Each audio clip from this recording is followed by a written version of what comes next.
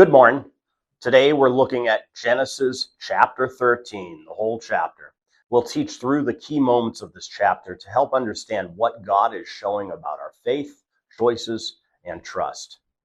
Genesis 13 opens up by showing Abram returning from Egypt back to the place where he first built an altar. In verses 1 through 4, Abram goes back to Bethel, to the place where he had previously called on the name of the Lord.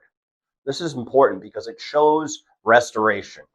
After failure in Egypt, Abram does not move forward spiritually until he returns to worship. Abram is recentering his life on the Lord. In verses 5 through 7, we see tension arise between Abram's herdsmen and Lot's herdsmen because both men have grown wealthy. God's blessings have created abundance, but abundance now brings conflict. This reminds us that blessings can test our character just as much as hardship can. In verses 8 and 9, Abram responds with humility. Though God has promised the land to Abram, he gives Lot the first choice. Abram values peace over personal advantage. He trusts that God will keep his promise, regardless of which land Lot chooses. Abram's faith allows him to hold loosely what God has already secured. In verses 10 through 13, Lot chooses based on what looks best to the eyes.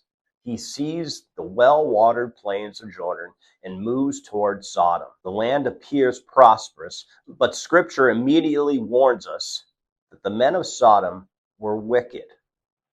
Lot's choice is guided by sight, not spiritual discernment. Genesis 13 teaches us that not every good-looking opportunity is necessarily a good spiritual decision. In verses 14 through 17, after Lot separates from Abram, God speaks again to Abram. This timing matters. Once Abram releases control and acts in faith, God reaffirms his promise. God tells Abram to lift up his eyes and look not just at what is immediately visible, but at the fullness of what God will give. The land promise is expanded, and Abram is reminded what God gives cannot be lost through faithful obedience. And then finally, in verse 18, Abram settles near Hebron and builds another altar to the Lord. Once again, worship marks Abram's response to God's promise. Abram's life is characterized by faith, humility, separation from the worldly influence, and repeatedly returns to worship. This chapter points us forward to Christ. Abram's willingness to give up advantage for peace reflects the humility of Christ, who did not grasp for position, but trusted the Father completely. Lot's choice reminds us that walking by sight leads towards compromise, while walking by faith leads to lasting promises. Today, examine the choices in front of you. Ask whether you're choosing based on what looks best in the moment or what truly honors God in the long run. Try to release control where needed.